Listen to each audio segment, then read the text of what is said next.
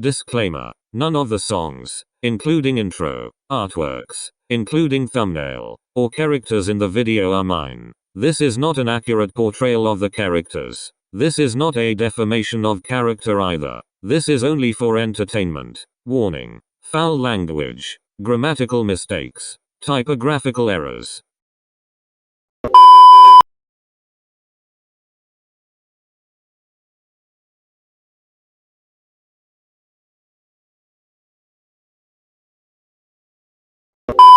Atsumu and Oikoa are at the company, as they are having their first photoshoot. It's a tradition for the company to have a mini magazine for any new models, to introduce them to the world, to help them gain the attention of people who could possibly help their careers. The others aren't with them though since it's a Monday and they have classes. Atsumu had a hard time convincing his parents to let him skip class, saying that he'll explain when he gets home. It didn't work very well. If Mama Mia's shouts as he ended the call is anything to go by, yeah, he'll definitely get his butt hooped for that. So anyway, both are at the company, getting their makeups done, as well as their clothes and hair. After they were done, they got sent to separate studios so they could finish the shoot faster. It made both of them anxious, but they agreed. Thankfully, the staff were all nice and made sure both of them were comfortable so they were able to relax in the end. An hour later, they are taking a break. Both were getting a retouch. The stylist was holding up a pouch filled with lipsticks,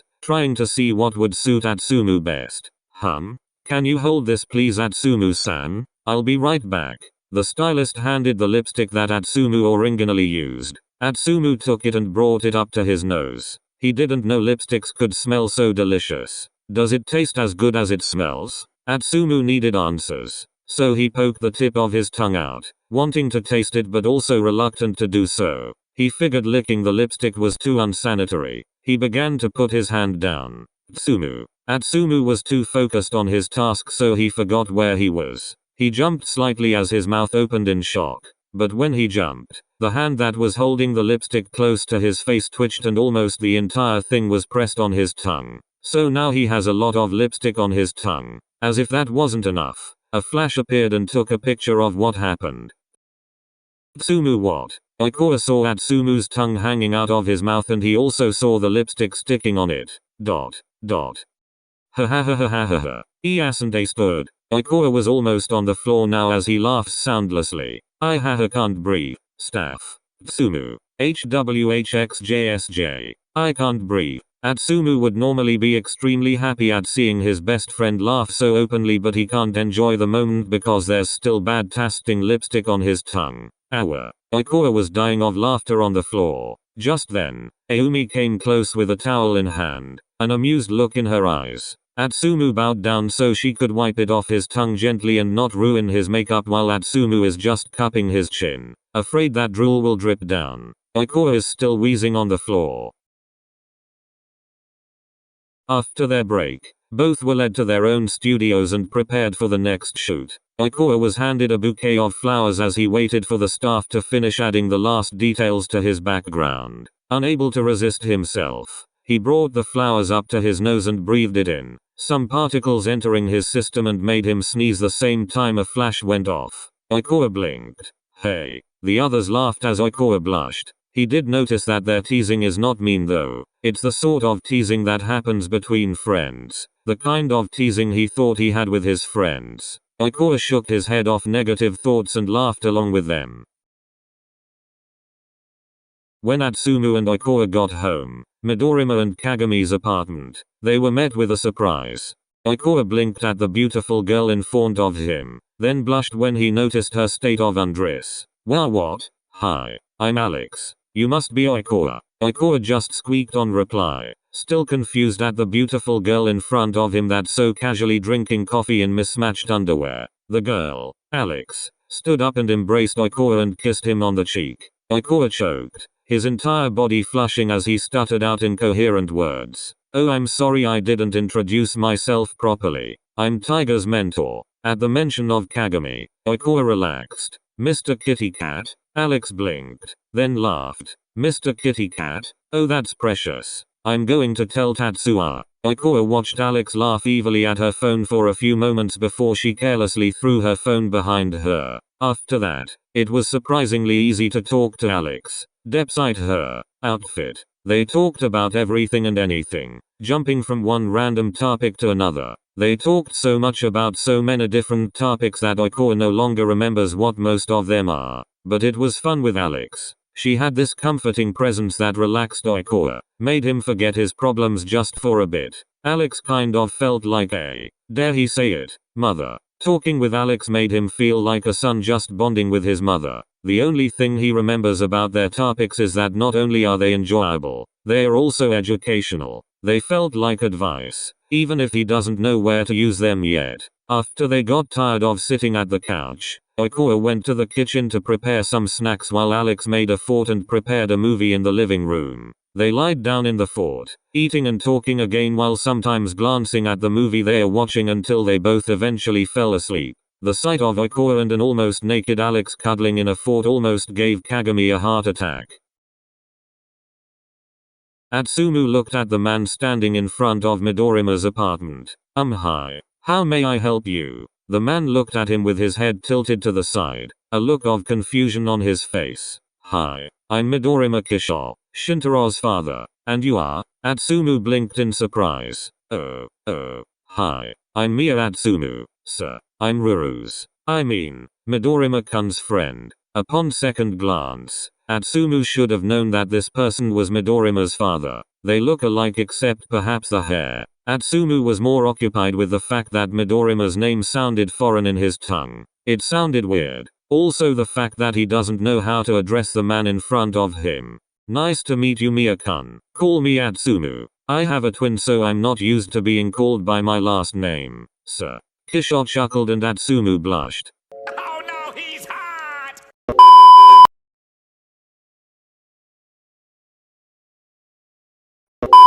Call me Kisho. Atsumu-kun. But that's weird, Kisho-san. Atsumu flushed even further, hiding his face from view as he whispered Kisho's name. It's fine, Atsumu-kun. You're my son's friend after all. Shintaro has never really introduced any of his friends to me. I only know of them since I've been to some of his games. But you, I've never seen you before.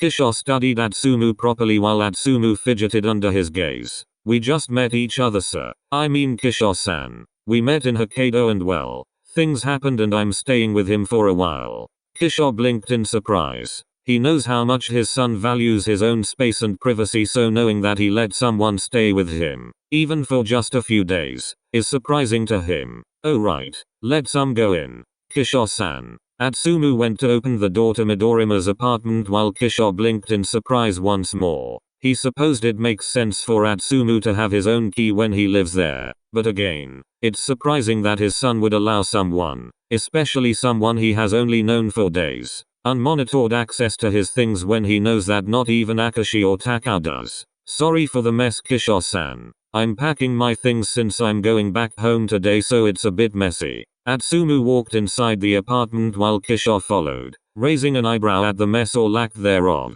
The apartment is spotless, which is expected from his son, who is very organized. But if Atsumu thinks of this state as messy, then he might be worse than Shintaro in terms of cleanliness. You're going home? Why? Is something wrong? Oh, no sir. Kisho-san. I only came here to take care of some things. I have to go home since I still have to go to school. I wish I could say goodbye to Ruru though, but he'll arrive late since they're training and I really have to go, otherwise my mom would get mad. Ruru, huh? Kisho muttered to himself, amusement making his lip twitch briefly. Did you say something, Kisho-san? No, Atsumu-kun. Kisho smiled at Atsumu. Atsumu blushed again. Do you want to join me in visiting Shintaro at school? I have something important to say to him as well. You can bid him goodbye then. Oh, you don't mind? No, Atsumu-kun. I don't mind. Sure. That'd be great then. Thank you, sir. The car ride to Midorima's school was surprisingly comfortable. Kisho wasn't as intimidating as Atsumu thought he was. He was just reserved, but he was also kind. It's probably the fact that he seemed so wise that was making him intimidating. Shutoku was surprisingly normal. It was huge, but so is Inarizaki. He was expecting something more like a Tachiyama, a private school for the rich. Kisho chuckled beside him as they walked towards the gym. Yes, Shintaro chose this school because of the basketball team. Even if it's not a private school, Shutoku is a good school. Atsumu blushed again, realizing he accidentally said his thoughts out loud. How many times am I gonna get flustered in his presence? They entered the gym where they saw the basketball team taking a break on the side. It was Takao who spotted them first. He tapped, more like slapped, Midorima on his shoulders and pointed at them. Midorima sent him a brief glare before looking to their direction, eyes widening slightly as he stood up and jogged to them. Atsumu-san, what are you doing here?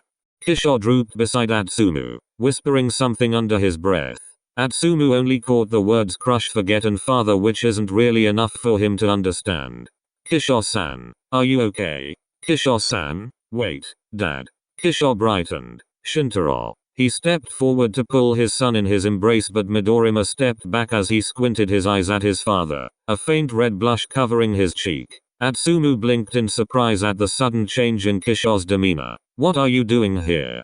Kisho stepped back, his hands clutching his chest as he looked at his son in offense. We haven't seen each other in a long time and you treat me like this, Dad. How cruel. Kisho leaned on Atsumu, almost embracing him. Atsumu, of course, blushed once more while Midorima stood gaping at the sight. Kisho-san, Atsumu-kun, can you see how cruel my son is? Not even hugging his father. Preposterous. Atsumu giggled, even though he's still confused at the sudden change in attitude. He finds it cute how the cold Kisho became a sweet father. Dare Kisho-san, Atsumu said as he rubbed Kisho's back to comfort him. Kisho drooped even further on Atsumu, so Atsumu has to use his entire body to stand his weight. Completely embracing him. You're the only one who appreciates me, Atsumu-kun. Do you want to be my? Kisho was violently pulled from Atsumu's embrace and into Midorima's. An irritated Midorima. It was so sudden that Atsumu was still blinking at the space Kisho occupied. He looked to the side where father and son was embracing each other. Well, more like the son was trying to squeeze the father to death. I missed you too, Dad, Shintaro said through gritted teeth, still holding his father in a tight hug. Shintaro, you're squeezing me, son. Shintaro, I can't breathe. Shintaro squinted his eyes and squeezed tighter as his father wheezed before he let go, pushing his father to the side and stepped closer to Atsumu, acting as a shield between him and his father. Meanwhile, Kisho was trying to breathe behind them. Atsumu-san, are you okay? What are you doing here? Is there something wrong? How's Kevin? Did Dad? Ruru. I'm fine. Atsumu laughed. Kisho-san invited me here since he had something to tell you, and well, I wanted to say goodbye. Atsumu frowned. That sounds wrong. I don't mean a permanent goodbye or anything dramatic. Since I'm going home today, it felt rude not to at least say something to you before I go. Oh, you didn't have to, Atsumu-san. I already know you're going home today. Still. Meanwhile, on the other side of the gym, a group of busybodies are watching the three with rapt attention, but they are mostly focused on Atsumu. Who is that?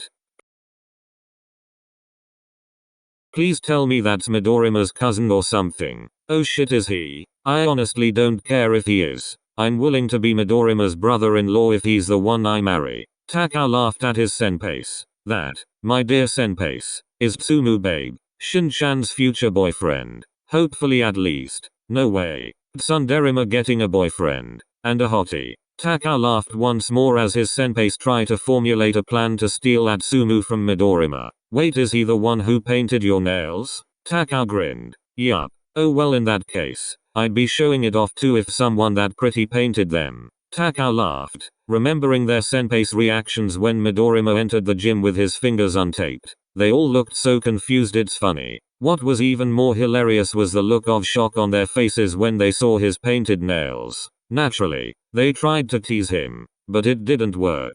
Midorima just looked so proud of his nails that the others became more confused, so they just ignored it. I don't think Midorima is getting a boyfriend though. At least, not our Midorima. What do you mean, Captain? Otsubo gestured at the three and they all saw Atsumu blushing deeply while Kisho was clasping both his hands. Midorima looking like he's having an aneurysm beside them. Ha ha ha ha ha. Looks more like Midorima's getting a stepmother to me. They observed the scene on front of them further and realized that yes, it seems like Atsumu has a crush on Midorima's father.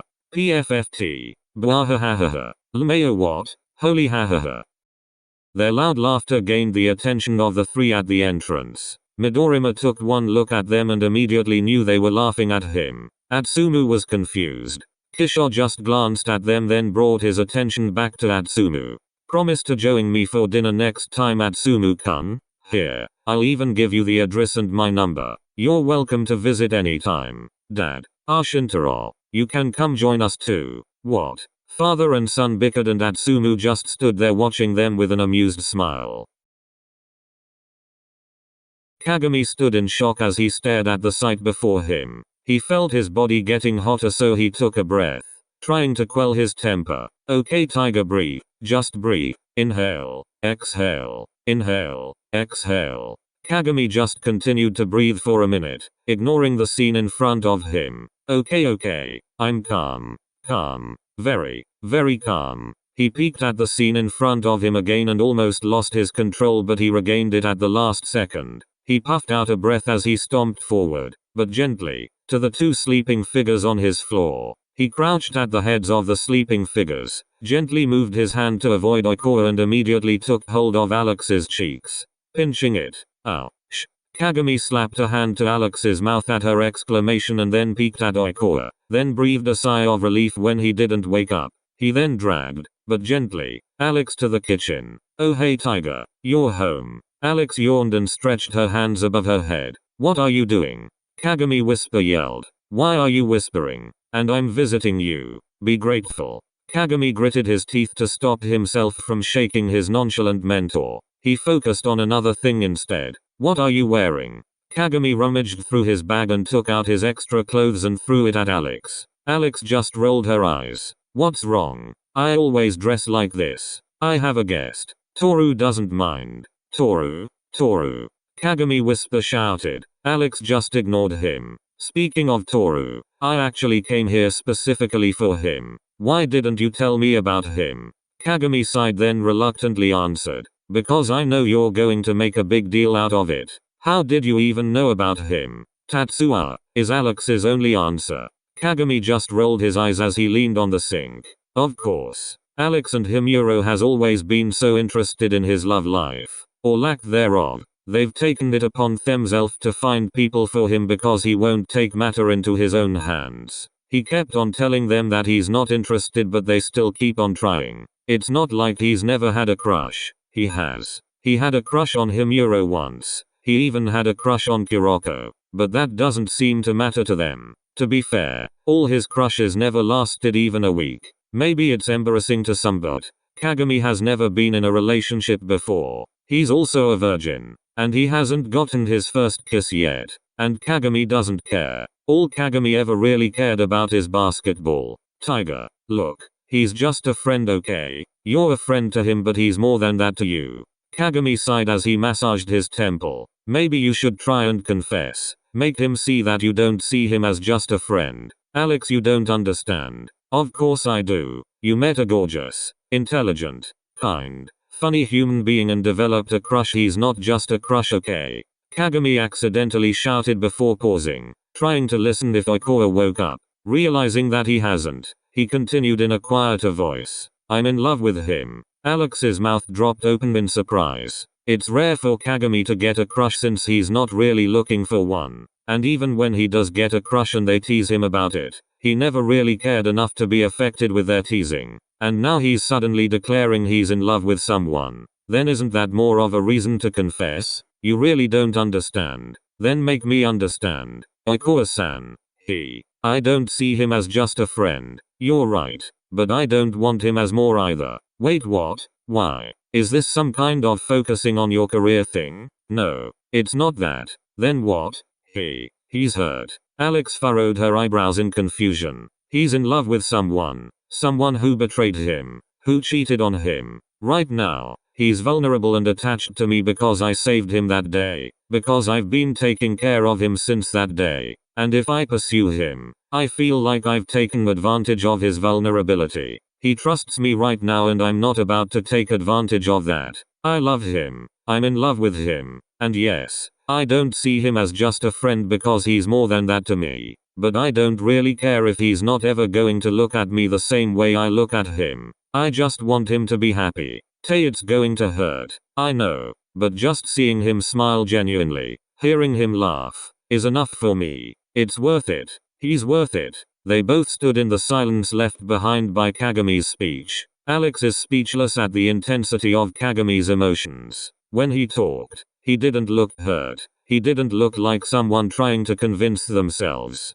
No. Kagami looked like when talks about basketball, determined and passionate. I'm going to be an NBA player. I'm going to make him happy. He said it without fear, not because he's expecting everything to sail smoothly but because he knows he'll encounter many obstacles, expecting it even. He just doesn't care, because he knows that despite the obstacles he'll face, he's still going to achieve his goal. Alex huffed out a laugh. Should she be proud? Because the boy she taught, helped raise, is so strong. Or should she be scared? Because she knows the pains he'll face. Before she could though, a sleepy voice spoke. Mr. Kitty Cat, you're home? Alex and Kagami stiffened.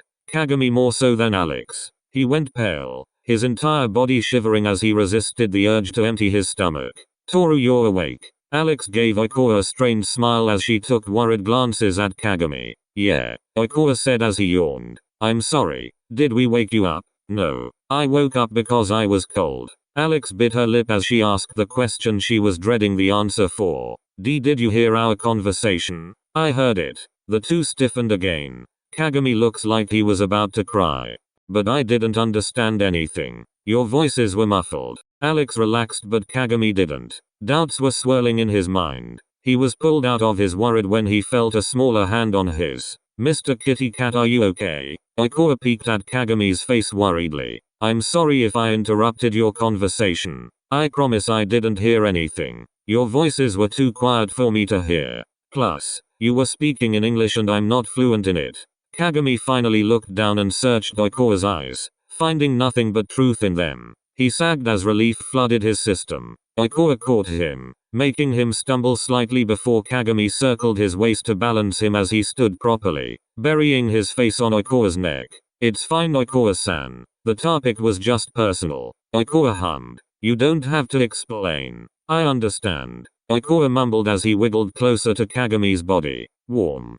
Kagami tightened his hold on Oikawa, closing his eyes as he breathed him in, resisting the urge to just press a kiss on top of Oikawa's head. With great reluctance, he pulled away from the hug and rummaged his bag. Oikawa pouted as the warmth moved away. Oikawa-san, I have something for you. Oh, what is it?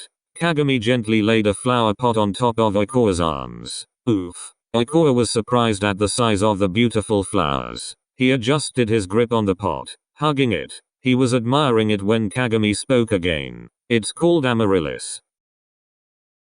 It means splendid beauty. Oikawa grimaced, the pot in his arms becoming heavier. I know you don't think you're beautiful, but I wanted to give you this so that every time you look at it, you'll know that at least one person in this universe thinks you're the most beautiful person they've ever met. Kagami swallowed as he looked at Oikawa straight in the eyes. Oikawa couldn't look away, allowing him to see the absolute honesty that Kagami's exuding. He sucked in a breath as his eyes started to water. Kagami smiled at him. It also means worth beyond beauty. So even when you think you aren't pretty, I want you to know you're still worthy, because you're more than just beautiful. Even Alex was stunned at Kagami's actions. He felt her heart swell at the absolute love in Kagami's eyes. How Oikawa can't see it, she doesn't know. She smiled softly when Oikawa finally cried and Kagami panicked. She watched them with fond yet worried eyes. Meeting Oikawa, she felt like that one meme. She honestly loves both of them, but she also knows that sooner or later, unsaid feelings would burst out and she fears that it will hurt both of them. Because just as she saw how utterly in love Kagami is with Oikawa, she also saw how Oikawa doesn't look at Kagami the same way. It seems that word has spread out through the girls in Shutoku that Atsumu was there. How they even know him, Atsumu honestly doesn't know. He's only appeared in one magazine, not including sport magazines, and not even on the cover page, or anything significant like that. He also didn't receive this attention from his schoolmates, so he thought that no one even knows he modeled. So getting mobbed by girls is overwhelming to say the least. Hi. The girls, and a few guys, surrounding him screamed, which made Atsumu wince. Sure, he also has fans at his school. He didn't really understand why, but this is on an entirely different level. He doesn't usually get mobbed by screaming people. He just gets a few gifts and letters every day. And no, he doesn't hate his fans or girls for that matter. He just hates it when they disturb his game. People are thrusting their magazines at him, asking him to sign them, which is another problem. He has bad penmanship and doesn't know how and what to write. He looked at his friends in panic, asking for help. Midorima's other teammates are part of the crowd. Takao just looked scared at the mob. Kishore went back to his stoic demeanor, and Midorima himself is. Atsumu's eyebrows furrowed. Where's Ruru? Just as he thought that, he was pulled onto a hard, broad chest. He looked up and saw Midorima glaring at the crowd. You're making him uncomfortable. The crowd has gone silent and just stared at them. Midorima huffed and put an arm over Atsumu's shoulders, shielding him from the crowd as he pulled him to the others. Atsumu just gave them an apologetic smile as he waved goodbye before turning to Midorima and quietly thanking him. Neither noticed the whisper of blushing girls watching them. Midorima's teammates followed the two of them and took the opportunity to introduce themselves to Atsumu while Midorima was still holding Atsumu. Atsumu basked at the attention. He loves making friends. Unfortunately, people don't really like making friends with him. Once upon a time, he didn't care, but after losing the few he actually trusted, he's desperate to fill in the void they left behind. Desperate to know that it wasn't him that was wrong, that there's something in him worth loving. He shook his head off those thoughts and focused on being on his best behavior as he got to know Midorima's teammates. Shintaro. Yes, Dad? I'll be leaving for a conference in America for a week. I already sent you your allowance. If you need anything, call me. If I don't answer, just call Sebastian and I'll call you back as soon as I'm available. Okay, Dad. Don't worry. I have Tanaka-san with me. I'll be fine. Take care. Kishore nodded at his son, his face softening slightly, but then Midorima squinted his eyes at him. Don't think you're off the hook. Kishore's lips twitched in amusement as his eyes glittered in mischief. Off the hook? Shintaro, I don't know what you're talking about. Kishore smiled at him and Midorima just scoffed. Before he could say something, Kishore already turned to Atsumu, who was still in Midorima's embrace but didn't notice the two's conversation since he was occupied by the entire Shutoku team. Atsumu-kun. Atsumu turned to Kishore. Yes, Kishore-san? I have to go now. Would you like me to drop you off at Shintaro's apartment? Midorima was gritting his teeth in frustration. Are you sure, Kishore-san? I don't want to bother you anymore. It's fine, Atsumu-kun. I'd be more bothered if I don't make sure you get home safe. I am well. Sure, Kishore-san. Thank you. It is my pleasure, Atsumu. Kishore smiled at him again and Atsumu flushed once more, looking away in an attempt to hide his face from view. The others were side-eyeing Midorima, who was still holding Atsumu as he shook in anger. Jealousy. Takao discreetly took a photo. What else do you have to do? We can drop you off at the train station too.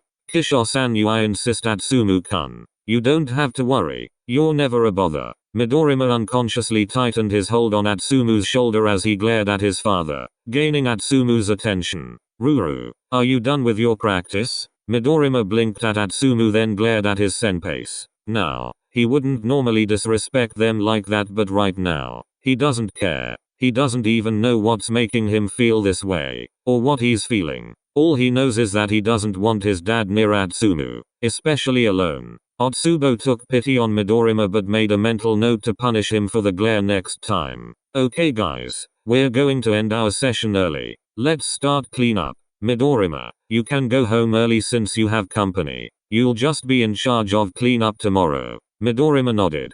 Thank you, Captain. So Atsumu-kun, what do you have left to do? Well, I already finished packing, so I just have to pick up my bags and say goodbye to Kevin. How is Kevin? He was sleeping in the bedroom last I checked on him. Yes, they left Kevin alone at home because there's really no one to look after him. It's not like they can get a babysitter. Also, what's the worst that could happen? He could burn down the apartment. Police. Atsumu has a higher risk of doing that. Who's Kevin? Takao asked in confusion. Our son. You're what? Kisho is having a staring contest with Kevin, who was casually sitting on Atsumu's lap. Kisho eventually broke eye contact as he looked at Sebastian with a questioning look. Kevin radiated a smug aura. How is this even possible? I believe what happened so is that the young master tried to cook. Atsumu and Midorima blinked in shock. Wow. How did you know? Cook. Well, this isn't exactly the first time. Kisho and Atsumu choked while Midorima blushed. You're telling me Shintaro made a new species before? Where is it then? I killed it. What? You killed Ruru's firstborn? Trust me, sir, it is for the best. Atsumu blushed at the use of sir, making Sebastian smile at him, making Atsumu blush even further. Midorima was glaring at Sebastian. You don't have to call me sir, just Atsumu is fine. You can call me Sebastian. Atsumu-kun. Atsumu bit his lip to stop a squeal. Midorima bit back a growl.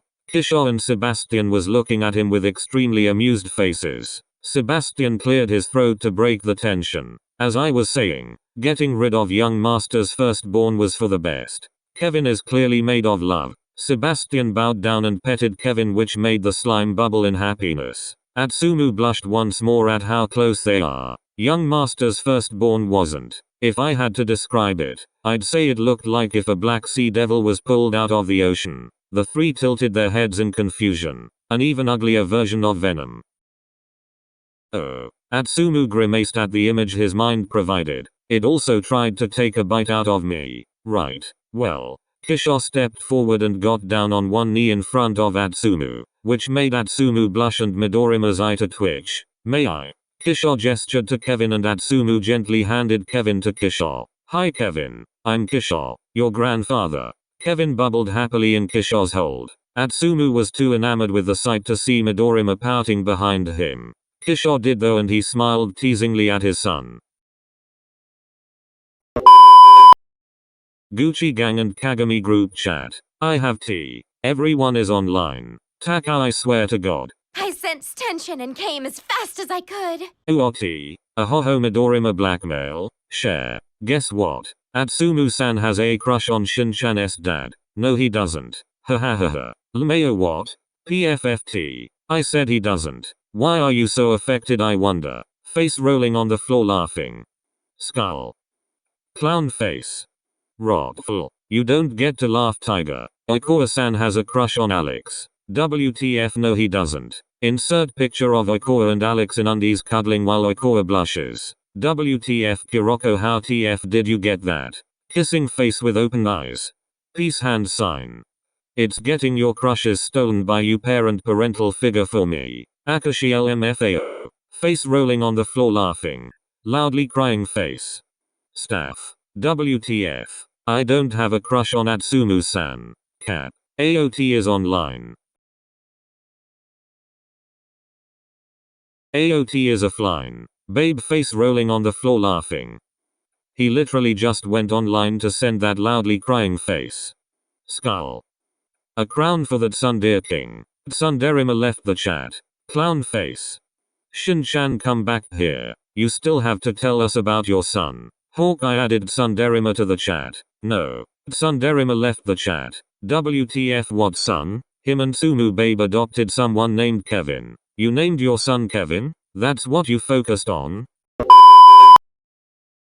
Atsumu thought it was weird how comfortable he is with Kisho. Sure, there are a lot of reasons why he should be comfortable in his presence. Like his fatherly aura. How kind he was despite his cold demeanor. How obvious it is that he loves Midorima. He's the type of person that could calm people down when they are on the verge of panic. But Atsumu thinks that there's also something missing. Another reason why he's comfortable in his presence. He just can't put his finger on it. Then it dawned on him. Holy shit, he sounds like Koa.